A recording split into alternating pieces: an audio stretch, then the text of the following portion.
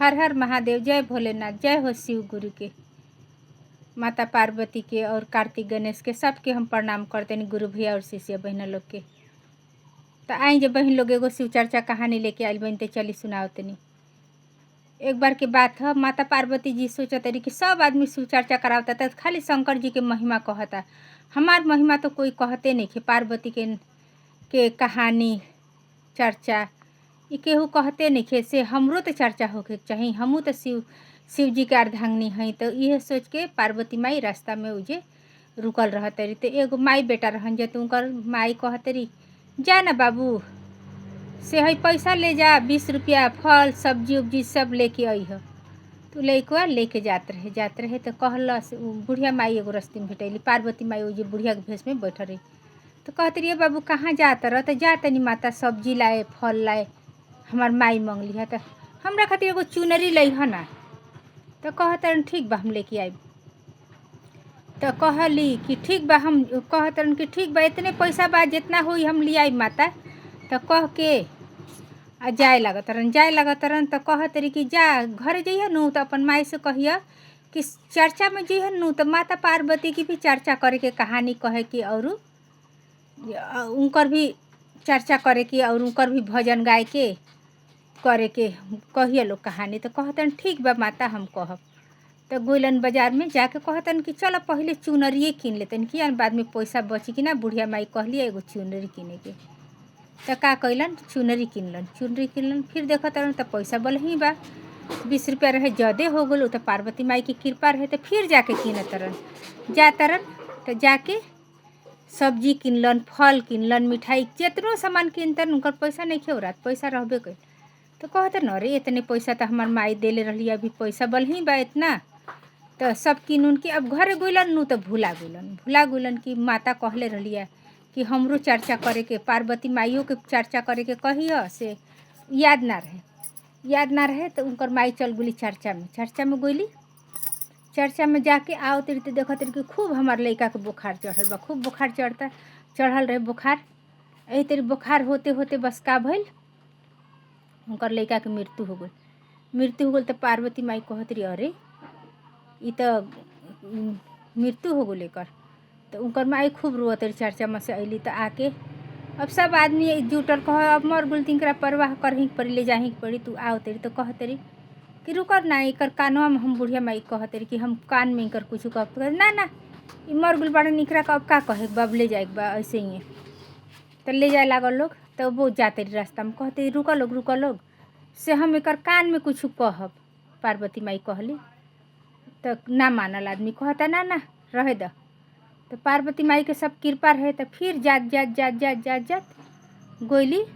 तो जाके शमशान में अब चिता पे रख देलन जा उनकर लड़का के रख देलन जा। तब कहते पार्वती माई कि रुका लोग हम एगो उनकर कान में बात कहब।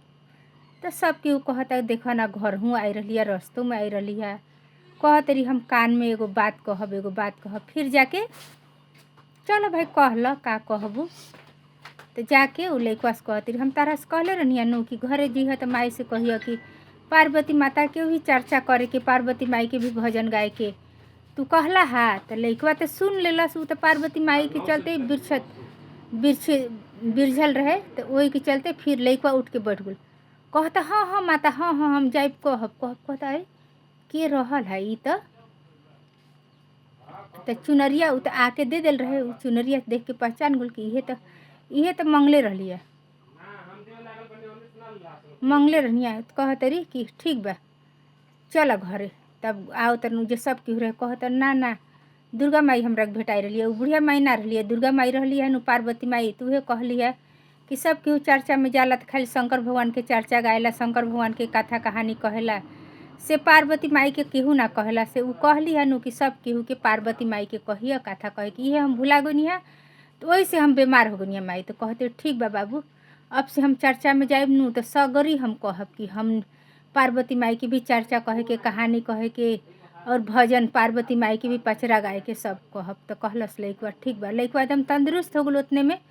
तो गोली फिर चर्चा लागल। तो गोली तो सब केहू से कहते रही कि हैसी नू हमार लइका गोइल है बाजार, पार्वती माई पैसा देली है तो पैसा ज़्यादा हो गल है। तो ला के उ चुनरी देला सा, ओकर तबियत खराब हो गला, ओकर मृत्यु हो गला। फिर पार्वती माई बुढ़िया के भेष में आई रही नु, उनकरा कान में ऐसी ऐसी कहलिए तो उ ठीक हो गला हन।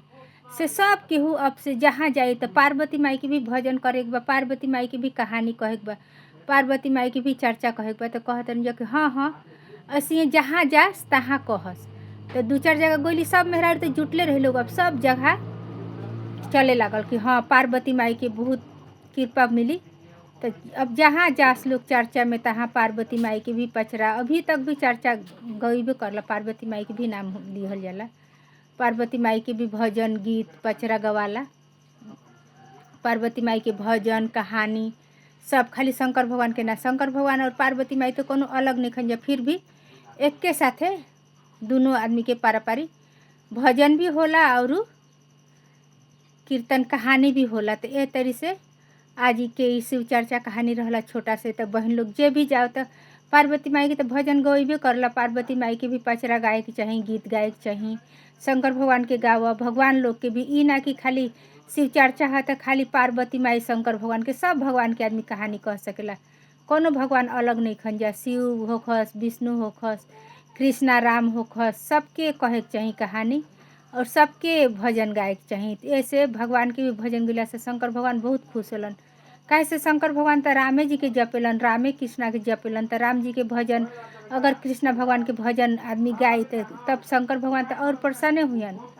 तो ऐसे ई बात नहीं है कि खाली शंकर भगवान के कहानी कहे के चाही, पार्वती माई के कह, शंकर भगवान के कह, विष्णु भगवान के कह, कृष्णा भगवान के, राम जी के, कौनो भक्ति कहानी कह सकता आदमी, ई नहीं है कि खाली शंकर भगवान के कही। तो बहन लोग आज की यह शिव चर्चा कहानी रहला, जहाँ भी चर्चा में जिला से सब भगवान के कहानी कहे के चाही, भजन गाए के चाही। तो शंकर भगवान और प्रसन्न हुईहन, पार्वती माई और प्रसन्न हुईहन, हनुमान जी की भी कहानी कहे के चाही, उनकर भी भजन गवाला। तो आज की शिव चर्चा कहानी इतने रहला छोट से, फिर एगो लेके आइब काल बहुत अच्छा कहानी। तब तक खातिर धन्यवाद, मिले तनी फिर एगो। अगर हमार कहानी अच्छा लगी तो ज़रूर सब्सक्राइब करब जा हमार चैनल के। धन्यवाद पूरा कहानी सुनला खातिर। आओ तनी एगो खूब बढ़िया एगो कहानी लेके, तब तक खातिर।